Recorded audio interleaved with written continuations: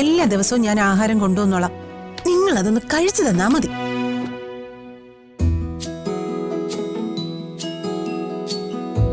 ആ കോടതി വിധി അനുകൂലമായിട്ട് വന്നത് മുതൽ ദേ ഇവളെ നിന്റെയും കുഞ്ഞിന്റെയും വലിയ ഫാനാ. ദീപസ്തംഭം മഹാശ്ചര്യം, നമുക്കും കിട്ടണം പണം, അതാണ് ഇവളുടെ ലൈൻ. അങ്ങനെ വെറുതെ മീരെടുത്ത് കളിയാക്കണ്ട. അവന്തികയുടെ കുത്തിത്തിരിപ്പില് ഒന്ന് വീണുപോയെന്നേ ഉള്ളൂ, അല്ലാതെ ഉള്ളിലൊന്നുമില്ലാന്ന് ഞാൻ കറിഞ്ഞൂടെ. അങ്ങനെ പറഞ്ഞു കൊടുക്ക സച്ചി. ഈ അനുപേട്ടന് എന്നെ ഒരു വിലയുമില്ല.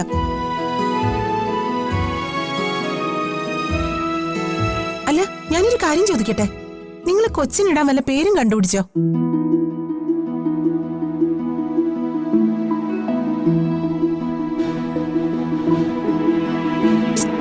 നിങ്ങളെന്താ കണ്ണി കണ്ണി നോക്കുന്നോ? ഇതുവരെ പേരൊന്നും കണ്ടുപിടിച്ചില്ലേ? ഞങ്ങള് അതിനെക്കുറിച്ചൊന്നും ആലോചിച്ചിട്ടില്ലേ. ഒരു നല്ല പേര് കണ്ടുപിടിക്കണം. എന്നാലേ ഞാനൊരു നല്ല പേര് കണ്ടുപിടിച്ചു തരാം. എന്റെ പൊന്നെ, വേണ്ട. നിന്റെ മണ്ടത്തരങ്ങളൊന്നും ദേ ഇങ്ങോട്ട് എഴുന്നള്ളിക്കണ്ട.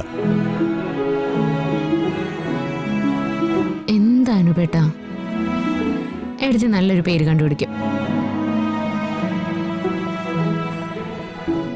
ഇപ്പൊ എന്തായി? ഇവർക്ക് രണ്ടുപേർക്കും എന്നെ നല്ല വിശ്വാസം. നിങ്ങൾക്ക് മാത്രമേ എന്നെ ഒരു വിലയില്ലാതെയുള്ളൂ. നിന്റെ വിഡ്ഢിത്തരം എന്നെ പോലെ ഇവർക്കൊന്നും അറിയില്ലല്ലോ. വാ പോവാം. സച്ചി, എന്നാ ഞങ്ങൾ ഇറങ്ങാം. പോയിട്ട് വരാം മോളെ. ശരി ഏട്ടാ.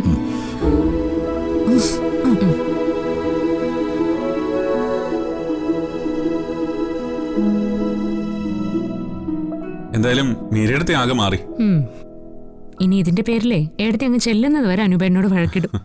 ഹേയ്, അങ്ങനൊന്നും ഉണ്ടാവില്ല. നാളെ രാവിലെ പെരുവണ്ണാവൂർ തപ്പന്റെ അമ്പലത്തിൽ പോണം. ഉണ്ണിക്കണ്ണന്റെ മുമ്പിൽ ശയന പ്രദക്ഷിണം നടത്തണം. എനിക്ക് മനസ്സിലായി. ലക്ഷ്മി പറഞ്ഞിട്ടല്ലേ ഈ ശയന പ്രദക്ഷിണം നടത്തുന്നേ? പഴയ ഓർമ്മകളല്ലേ, കൊള്ളാം.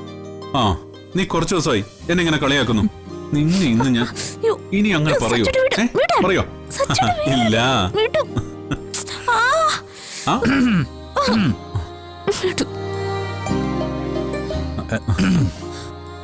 ഞാനേ എന്റെ ഫോൺ എടുക്കാൻ മറന്നു.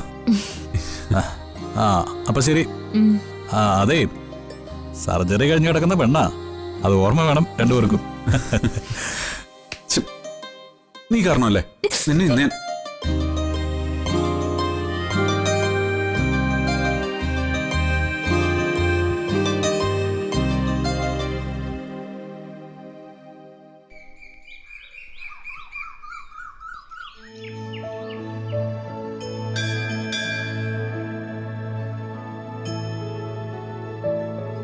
കൃഷ്ണ, ഗുരുവായൂരപ്പ, എൻ്റെ അർച്ചനയും കുഞ്ഞിനെയും ഒരു കുഴപ്പം കൂടാതെ തിരിച്ചു തന്നതിന് എത്ര നന്ദി പറഞ്ഞാലും മതിയാവില്ല.